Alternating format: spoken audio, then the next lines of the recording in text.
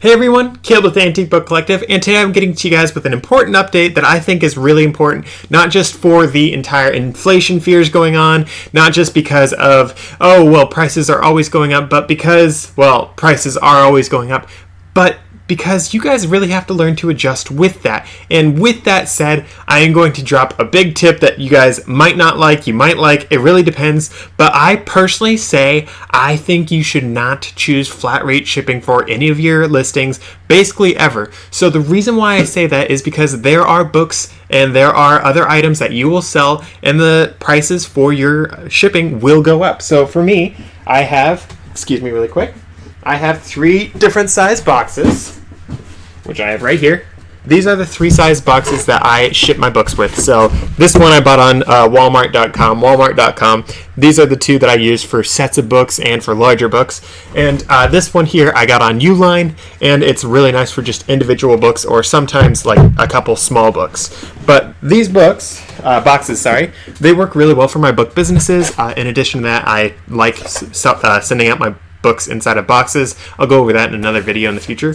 But for me, I used to be able to sell one of these, ship out one of these, and it would cost $2.29 roughly for shipping, if that was just like a 1 pound thing. When I first started, I want to say it was even like below $2. Honestly, I could pull it up and check right now. I'm not going to do that. But you guys can look up the rate of increase of USPS shipping charges. And for us, us booksellers, we do media mail rates. And those rates are a whole lot lower than everyone else. But because they are so much lower, they end up going up faster than a lot of other people. Because like everyone else, they're like, oh no, shipping rates went up $1. And it's like, whoop-de-doo. But for us, it goes up $1. And that's like a 50% increase. So for me now, shipping out one of these boxes, instead of being basically $2, it's now basically $3. So that's literally a 50% increase in my shipping expense. Now for me, I do not have a big issue with that because the books that I sell, I've told you guys before, my average sale price is $70. So because of that, I can definitely absorb $1 more.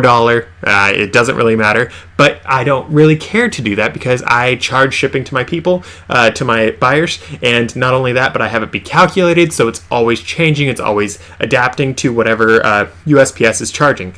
That's what I personally do. In addition to that, I normally charge $1 as a handling fee. I do that for 2 reasons. First one is I want to pay for the box because I figure they might as well pay for that. And that box also, it sort of works for like my little bit of time that I put into it. But besides that, it also pays for, let's say I say it's 1 pound when I do the listing and then I weigh it before I ship it because that's something I always do. And it turns out to be 2 pounds. That $1 that I charge of an extra can be really nice, and it will like help pad my pockets in case I was off on my calculation. And at the end of the day, $1, $2, it doesn't make too much of a difference, especially when you're doing media mail, because it's just still going to be a whole lot cheaper than the other mailing options.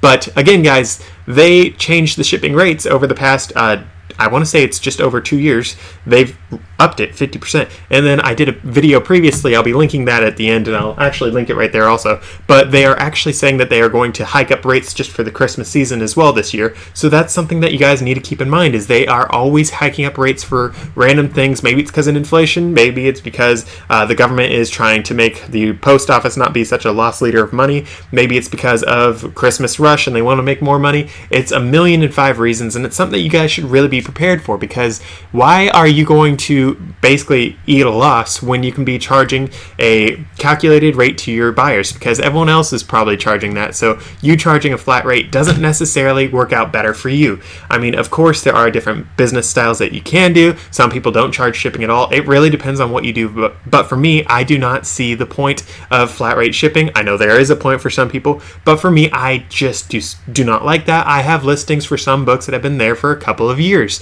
Of course, I don't like those books that have been there for a couple of years, but I've gone over those in different videos. It's just because I'm a very stubborn person. I won't accept a loss on a book. I want to make money on everything I sell. So that's my own thing. But for you guys, I mean, maybe you want to take a loss. Maybe you want to get rid of certain inventory. For me, because I'm storing these things at my own home, I'm actually working on moving out, and I'll be building like a storage barn probably for my entire book business there. So maybe I'll call it a library instead of a barn. That sounds a little fancier. But that is what I'll be doing in the long run. Is, I mean, I'm perfectly fine storing these books. I'll store them until Kingdom Come, basically, especially because with my store set up for eBay, I don't get charged for every single listing that doesn't get sold. I just have X many listings that I can do. So that's, for me, something I can do. And because of that, though, because I can sit on them, I'm not going to like have something that I've been sitting on for 5 years that I initially calculated shipping at like $1 and then ship it out and shipping is like $50 now or something. You know, like, we don't know where inflation's going.